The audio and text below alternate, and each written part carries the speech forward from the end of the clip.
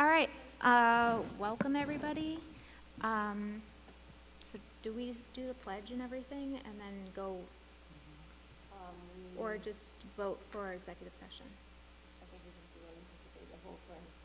Okay, can I get a motion to go into executive session? Anne and Maria, all in favor? Okay, 6 of us, so we'll be back around 7. Thank you.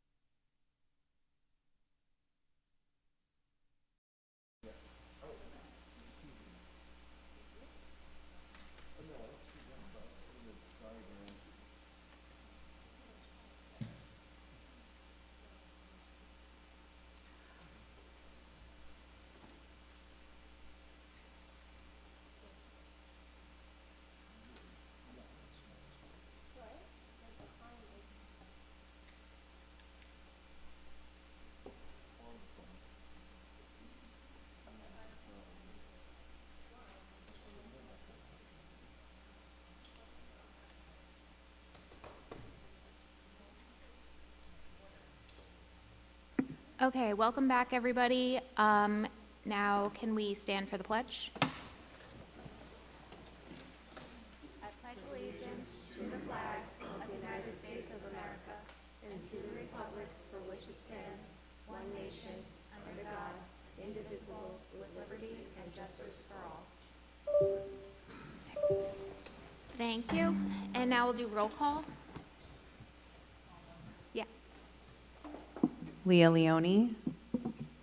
Brett Miller. Maria Venuto. Ann Markoulis. Angela Ramo. Megan Levine. Maureen Jimenez. Okay, thank you.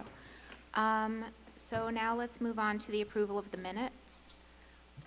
Can we split them because I wasn't there for the last meeting? So can I get a motion for the minutes of August 4th? Maria and Brett, any questions, comments? All in favor? 1, 2, 3, 4. Megan, you weren't there. Me, Megan, and Maria were not there for August. Okay, so, yeah, it was the 4 of us. All right, so 4, Leah, Brett, me, and Maureen. Okay, and 3 abstentions. And now, the minutes for August 12th. Can I get a motion? Megan and Maureen? Any questions, comments? All in favor? 6 and 1 abstention. Thank you. All right, committee reports. Audit committee. Nothing to report tonight. Okay, policy. What? Andrew is absent today. Oh, right. Is it just? I can speak on behalf of the policy committee. Well, you probably, you have it right there. Go ahead. You can read them if you want to, look. Okay. Okay. Mr. DiNapoli is not here tonight, so I will read the report on policy committee. There's no new updates since the August 20th Board of Ed meeting. The next policy committee meeting is scheduled for September 16th, and then he was going to mention something under new business. Was there something you wanted to add? No, that's pretty much it. Thank you. Thank you. Okay, education committee. The Education Committee meets next on Wednesday, September 10th, but no new information until then. Thank you. Facilities report. Thank you.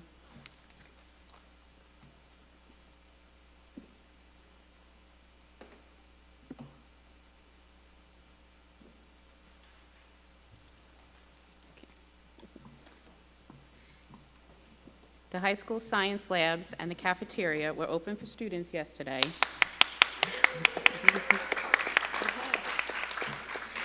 and everyone was enjoying the new spaces.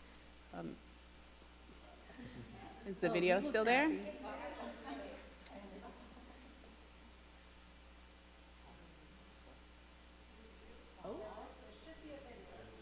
There it is, okay. This is a short video of students walking into the classrooms for the first time.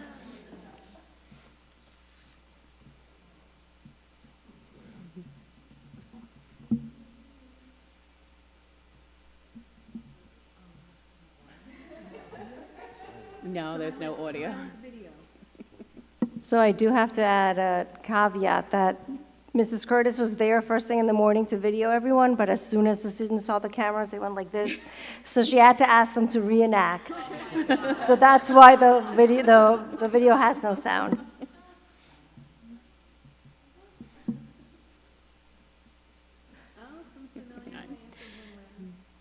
So a punch list was created for all the science rooms, and the contractors are going to work room by room to complete all of the items. The cafeterias are set up with tables and chairs for the students to use during lunch, and temporary walls were constructed to block off the work in the kitchen. In the kitchen, the remaining rough plumbing will be completed by the end of this week, and the electrical work is about 90% complete. Most of the contractors will work second shift going forward. Some daytime work will continue in the kitchen and on the roof if it is quiet and it would not disturb the students and staff. The removal of the flooring in the high school auxiliary gym and both middle school gyms is now complete. The concrete flooring has been sealed in both locations, and we are waiting for the Clean Air Lab results to start the flooring installation, which we hope to be on September 8th. The updated tentative completion date for both the middle school and high school gyms is September 29th. We will have a presentation from the environmental consultant in a few minutes to talk about the removal process. And lastly, in the Daisy extension, if anyone noticed, we've started with windows. We have installation on the first floor, which will be completed today, and second floor windows should be complete by the end of the week. Thank you.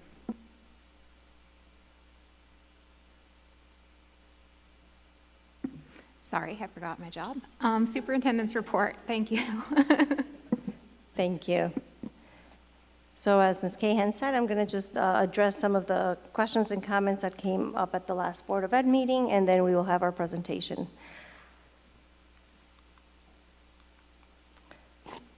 So the first update that we have, this was a comment at the last Board of Education meeting. There was a comment about the time that it takes for the flooring to cure. We contacted Milburn Flooring, and they responded with the following. All materials used are non-toxic and environmentally friendly. Once the floor is installed, the floor needs to cure for 1 week, and then will be ready to be used. And then I wanted to include an update. We had mentioned this during the summer when there was a question about whether to call 911 or 516-676-1000. We have confirmed that Deputy Chief Ortiz and Chief Whitten will attend the next Board of Education meeting.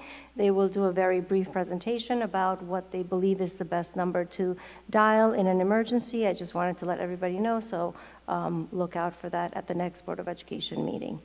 And at this time, I will turn it over to Ed McGuire from J.C. Broderick, who will conduct a presentation about our environmental testing. Thank you.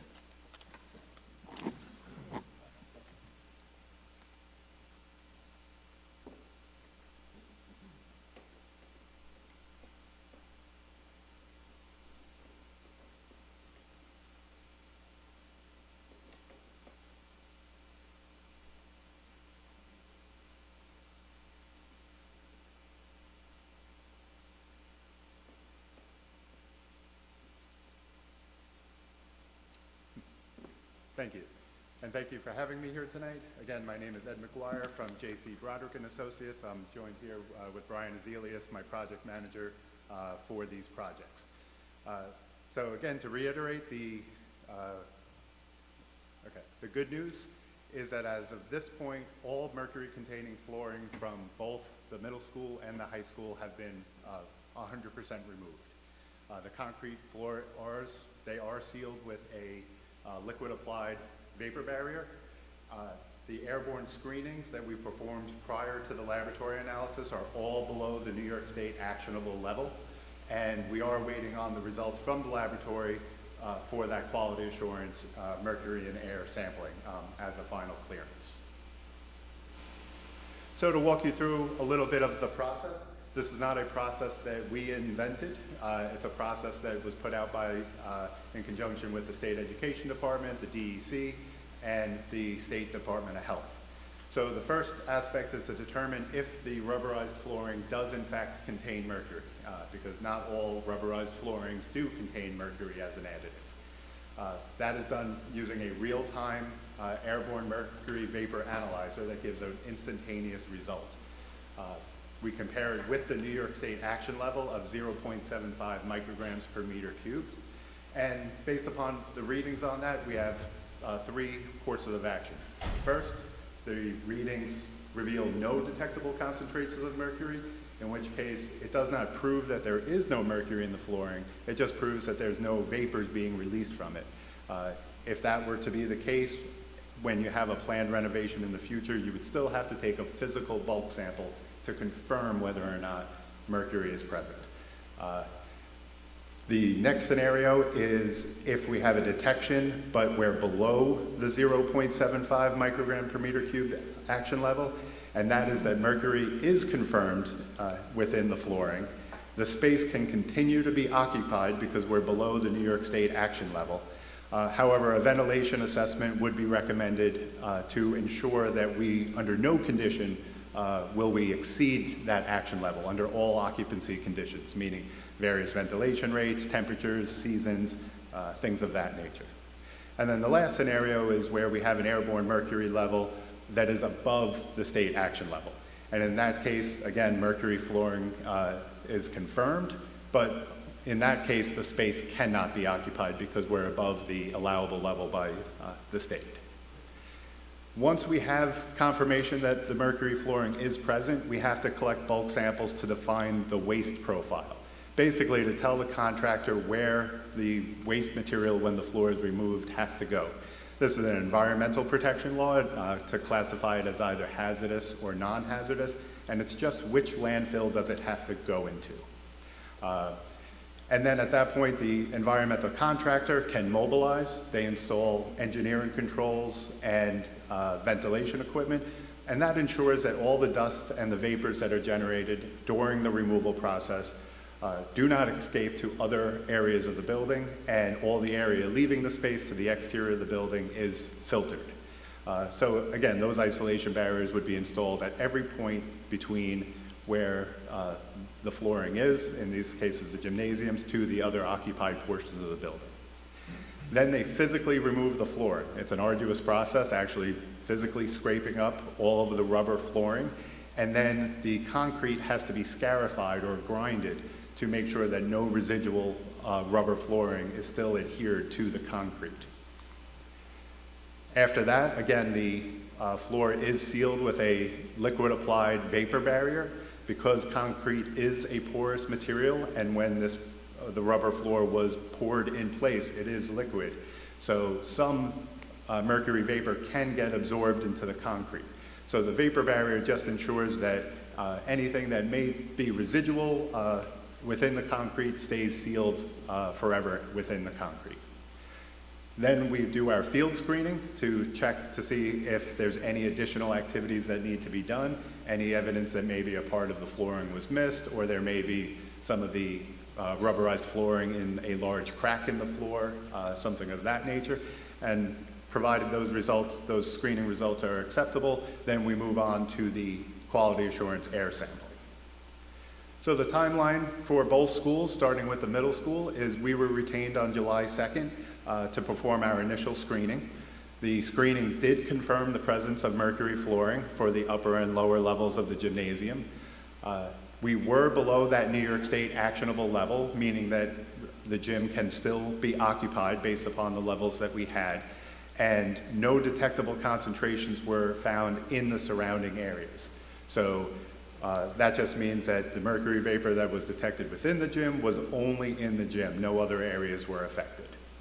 So no immediate action was required, but it was recommended that the floor removal be conducted as soon as feasible. And the bulk sample to classify the waste deemed it as a non-hazardous waste material. On August 14th, the contractor mobilized, and the removal process occurred between August 14th and August 30th.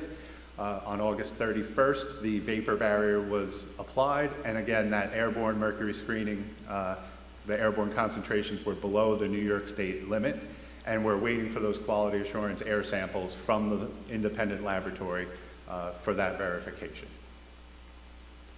For the high school, on July 31st, we were retained to perform the mercury screening at the auxiliary gym. That's the area in red at the top end of that floor plan. The screening did confirm the presence of mercury again, but in this case, we were above the New York State actionable level. But again, no detectable concentrations were observed in any of the surrounding areas, including the main gym and the adjoining weight room. So based upon these levels, the recommendation was made and the district followed with the immediate shutdown of the auxiliary gym. And on August 13th, the contractor mobilized. Again, in this situation, even though we had higher airborne levels, the floor material as a waste product was also classified as non-hazardous. That removal process occurred between August 13th and the 28th. On the 29th, the floor vapor barrier was applied. And again, the airborne screening levels, concentrations were below the New York State action level. And again, we are waiting on those quality assurance air samples for verification. So the next steps are, when we do get the laboratory results, we will review those results.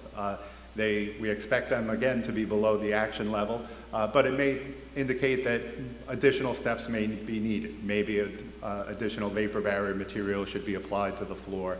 But again, based upon those results, we can make those recommendations. And then after that process is complete, after we receive those results, which will be early next week, the new flooring can then be applied. So that takes a very difficult process and oversimplifies it, but I'm happy to hear your questions. I want to get all the information out and see if there were any questions I could go into further detail with. Thank you so much, Mr. McGuire. We really appreciate you coming here tonight. No problem. At this point, if any questions from the board are present, you're free to ask. Brett?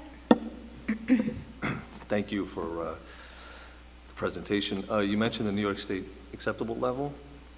Right, Maybe, the action maybe you don't level. know, excuse me, maybe you don't know the answer to this, but like, is there a federal level? Do other states have other levels, different levels for for action? And would the New York State level be considered like a conservative level? Yes, it's one of the most strictest levels that do exist. New York State actually borrowed it from the Minnesota Department of Health. They were one of the first states to recognize the outgassing of these mercury floorings, and they developed the 0.75 action level. For reference, OSHA for healthy working adults in an industrial environment has a much higher level, orders of magnitude higher than what New York State deemed appropriate for a New York school environment. Thank you. I do have another question, if that's okay. When you sample, is mercury vapor like a heavy in the air? Do you sample at different heights? Do you only sample in one spot, or? No, we sample at various heights. One, also because a gym environment, occupants are going to be at different breathing levels. In a wrestling room, you're going to be close to the mat, so we don't always assume that breathing level is 3 to 5 feet, which is typical in the industry. So we sample at various heights. Also, we sample at various building materials and items to see if they are also contributing. So it's the real-time screening is done at multiple locations, multiple heights. It's okay. At what point will the air be tested after the floors are laid down? And is any further testing going to be required? No further testing would be required, but by all means, if the district wishes to perform additional quality assurance testing down the line, it's something we've done in the past and would be happy to do. Okay, and then the other thing is that at what point will the floors be able to be used? Once we get the clearance results from the laboratory and Millburn is able to lay the floor, I believe it was a 1-week cure time.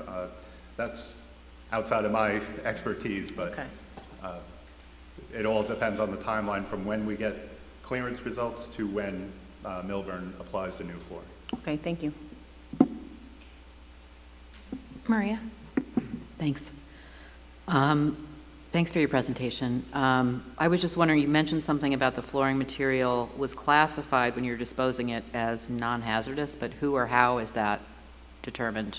Like, you tested, or? Right, that's a bulk sample, so we send a representative amount of the flooring to a laboratory, and they actually perform what's called a T-clip procedure, which simulates how much of the mercury will leach out of the material in a landfill environment. So they subject it to an acidic solution and determine how much mercury will leach out.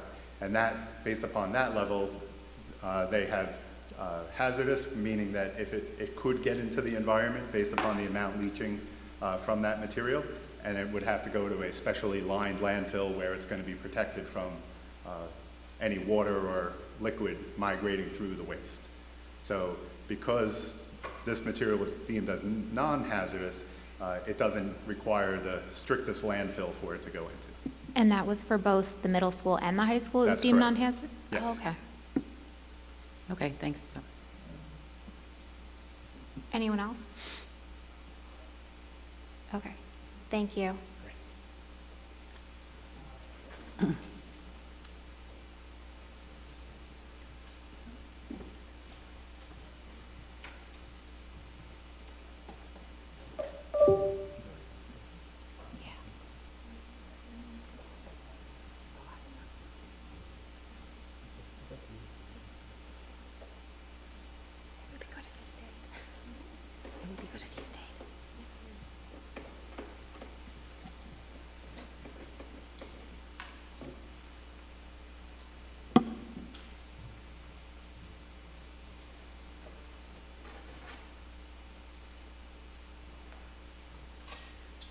Thank you. Thank you for that presentation. We really appreciate your efforts and your willingness to come here and speak transparently in front of the public. And we also appreciate the board's questions because we want to make sure that all our questions are answered and that you hear directly from the experts. I put your slides on my presentation. Okay, so we're very proud of this initiative. We shared this in my welcome back letter with families. We prepared these literacy videos for everybody to see the real hard work that our teachers and our administrators have been engaged in over the last 3 years. We wanted to really showcase it in a format that it would be easy to listen to and to watch. It was not so easy for us to produce, as we had to be recorded on camera, and we're definitely not actors and actresses. But it was engaging for us to do and proud moment for us to share. I will not be spotlighting the videos right now, but just wanted to show some screenshots. Here I am speaking, and here's Mr. Klatsky as well, as we presented the first video. The first one just includes our leadership team, so the two of us, and then all of our elementary principals are featured as well. And we wanted to just highlight that for our families. Again, if you want to see them and you don't have access to the welcome letter, you can go under the it is under District, Central Office, and the Office of Curriculum, and they are right under Family Guides. I wanted to just highlight the calendar once again. At this point, it should have been mailed out to everybody, and everybody should have a copy. If you do not have a copy, please come by Thayer House to make sure you grab a copy. We wanted to just give a very big shout out to Ms. Viskovich because she did a fantastic job. It looks vibrant and it really captures the essence of our district. We have great photos of our students, but we also are highlighting their artwork, so we just wanted to make sure to highlight her and to thank her for her efforts. And you can see here, this is the artwork, so it's really well interspersed, and you get a chance to see just how talented our students are. And this is how you find it. So on page 8 of our calendar, you will see we have something new this year that we are piloting. It's our district communication flow chart. This is meant to be a tool that community members can use when they have an area of concern or they want to ask a question. So for example, if you have a question about athletics, you can first contact the coach, then the athletic director, the principal, and then eventually the superintendent of schools. If you have a question about technology, always start with your teacher. Then the next point of contact would be the coordinator of technology, the principal of the building, the assistant superintendent of curriculum and instruction and technology, and eventually the superintendent. So this is meant for community members to see just kind of where to go when they have a specific question and who to ask first. And it helps organize phone calls and questions so that there's more of a structure to that. And that's the end of my superintendent's report. Okay, thank you. Our student board member isn't here today, so we'll move on to our first public participation. We value your input. Each speaker has about 3 minutes. Ms. Johnson has the timer. All comments must be delivered in a respectful manner as we model respect for our students. Naming of individuals, staff, student, or community members is strictly prohibited. Concerns regarding individual students or staff should be directed to the building or central administration. We're here to listen to your input and concerns. Questions and concerns may require research, and consideration will follow up at a future meeting or at the appropriate time. Hello, good evening. My name is Diane Seaman. I don't even know if that's necessary, but I'm a parent of 2 children in the district, one in elementary school and the other in the middle school. These may be pretty rudimentary questions. I didn't do any research on the internet or on the district website, because maybe I could have answered these questions, but I thought this would be a good place. So my questions are, I think, 3. When was the first time that elevated mercury levels were found? I noticed that we're just doing remediation in the middle school and the high school, so that goes to reason that there was nothing in the elementary school. And how frequently is sampling done? So from here on out, how frequently will we be doing them in the future? And retrospectively, how frequently have we been doing them? I will just go over the questions just so I know that I got them all correctly. Okay. So the first one was, when was the first time that elevated levels were found? In Glen Cove schools, yeah. In Glen Cove schools. Hold on. The second question is, nothing at the elementary school, since we have not remediated anywhere except for the middle school and the high school auxiliary gym. And then the third question is, how frequently will mercury vapor testing be done going forward? Correct. And retrospectively, how frequently had they been done? Has it been? Okay, thank you.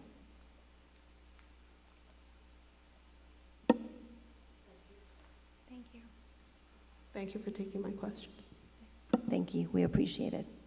We will have the questions prepared for you at the next board meeting, but I can also give you a call tomorrow with the answers. Thank you. Janet Blattman, Brady Street, Glen Cove. Words like non-toxic, after that should be added the word now, because we know that asbestos at one time wasn't considered dangerous, toxic, or anything else, damaging to whoever would be in an area. Sealed forever, 2 words that you really ought to consider seriously. It's now considered that they will be sealed, the surface will be sealed forever. Last time I said, what happens if something shows up a month from now? And the outside timing I gave last time was 10 years.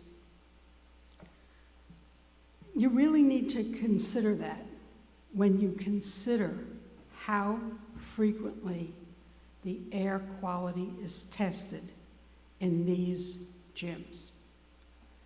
It is not acceptable to take an expert's saying this, and if you want, we will do more. You need to do more.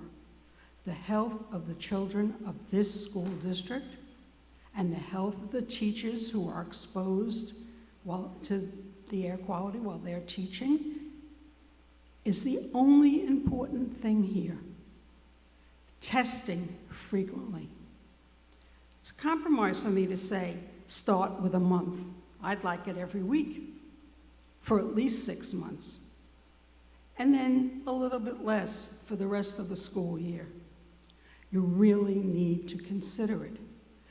Different people get exposed in different ways depending on the size of their bodies, how well their lungs work, and whatever else you can consider. You really, really, really need to be over the top in terms of protecting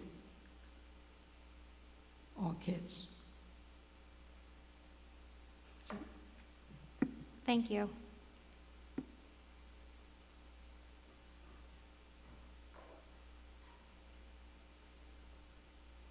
Anyone else? Okay, then I guess we'll move on to the instructional report. Based on the recommendation of the superintendent of schools, I ask the Board of Education to approve Agenda Item 7, excuse me, on the instructional report A, Committee on Special Education, and B, Committee on Preschool Education. Can I get a motion? Leah and Brett? Any questions, comments? All in favor? 7? Okay, business affairs. Based on the recommendation of the superintendent of schools, I ask the Board of Education to approve Agenda Item 8B, Business Affairs, Operations, numbers 1 through 3. Can I get a motion? Anne and Maureen, any questions or comments? All in favor? 7? Personnel. Based on the recommendation of the superintendent of schools, I ask the Board of Education to approve Agenda Item 9, Personnel, A, Certified, and B, Classified. Can I get a motion? Megan and Anne. Sorry. Any questions, comments? Brett? Yeah, I think this will show my inexperience on the board, but under personnel agenda A, number 1, appointment of 6th period class teachers. Could you explain what that is? Sure. So a 6th period class teacher means a 6th assignment, if you will. So it's an extra assignment for that teacher. When a teacher is full-time, we reference them as full-time equivalent or FTE 1.0. And if they need to take on another class, then they are going to take on an extra assignment, and that is known as a 6th period class. So these teachers are being approved to take on another assignment, and there's different reasons for such assignments, and they more than likely depend on enrollment. Thank you. Okay, anyone else? All in favor? 7.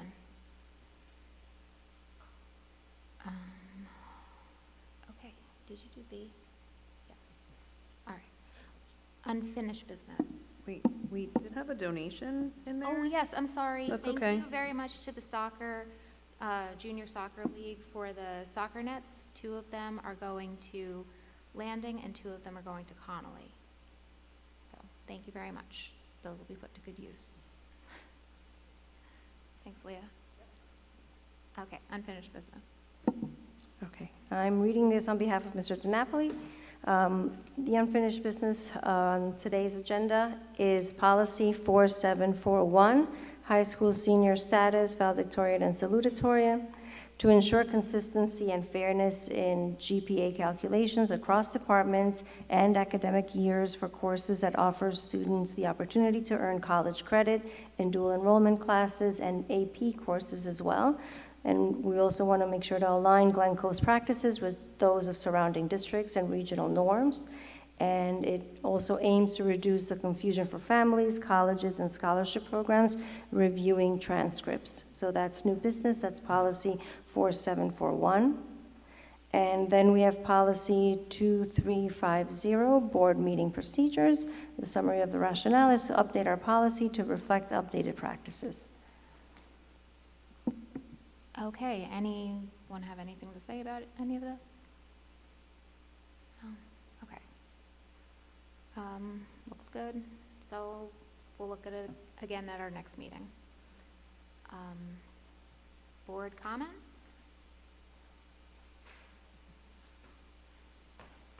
Okay, I'll start. You go Oh, go first. ahead. No, go, okay.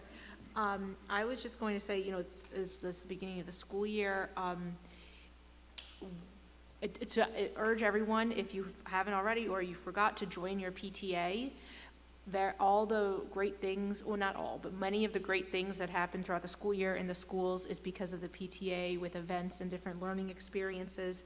And related to that, there is a movement to recharter SEPTA in Glen Cove, so I also just wanted to make a plug for that, to try and grow SEPTA to support the special education families and students, teachers, and staff in the district. And then also, maybe I'm going to get ahead of you, I don't know. I enjoyed seeing Aunt Jill Yu and Dr. Doshner and Ms. Fletcher, the union president for the teachers, and the different administrators walking around all the buildings. I really liked looking at those pictures whenever that was, yesterday. And feels like a long time ago already. But anyway, so I just would love to hear more about that, whatever your reflections on that was. Yeah, so also about the PTA, even if you don't go to the meetings, that $10 goes a long way toward the things that the PTA does as far as events. You can participate a lot, or you can just donate your $10 and be a member, and that still helps a lot. But I wanted to thank administration and the teachers and staff for letting me go with you guys to each building yesterday and welcome kids back to school. It was great to see the kids, great to see the staff, and I don't remember what else I was going to say, but it was really nice to see everyone and the kids enjoying themselves and happy to be back in school. And all the improvements to Landing and Daisy and at the high school. The labs look incredible. The cafeteria's made a lot of headway, so it's really nice to see. So if any PTA moms are out there, if it's possible to email the board. Some of us do not have children in the district anymore. I emailed the board all of the Never links. mind. Thank you. I just want to say one thing, and with all the construction that's been happening, I just want to thank our custodial staff because they have been working around the clock to keep the buildings clean, because if anyone's done any amount of work in your own house, the dust literally just comes with one little hammer. So the dust and the mess, I just want to thank all of those people who have been prepping for the teachers' classrooms and the kids' spaces. Thank you to everybody.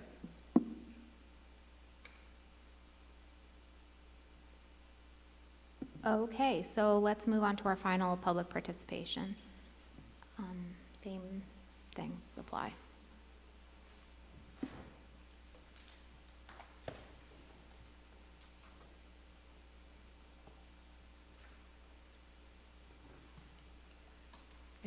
Janet Blatt, McGrady Street, Glen Cove. Question, are there going to be ribbon cuttings for all the different facilities, the new additions at the two schools, the science lab, which Lord knows we've been waiting forever for, and everything else that's been done, and will you announce that on the district website? That's one thing. The second thing I forgot to mention before, again, was the level set by New York State, which has for years, if not ever, forever, been higher than the federal government EPA standards. It's far from perfect. it's a level that people who weren't experts decided was okay. But it's not okay if you breathe in air that's not okay and you become ill. So you need to consider that also, please, when you're considering how frequently to test the air. I have a question. Naming individuals is strictly prohibited, students, staff, whatever. Last year, I got up a number of times to thank people who had done a superb job at Landing School. We cannot get up and say something complimentary about a particular person, or we can say it, but we can say it without mentioning the name, because if I can't mention the name in public, I'm not going to thank the person in public, because I'm thanking one individual or several people. I think that the public of Glen Cove should know that these people have done a superb job. Classroom teachers, special teachers for math, reading, whatever. So I think that you need to consider that. It just doesn't seem okay to prevent people who should be complimented publicly from being publicly complimented. I mean, some people just do a superb job. Thank you.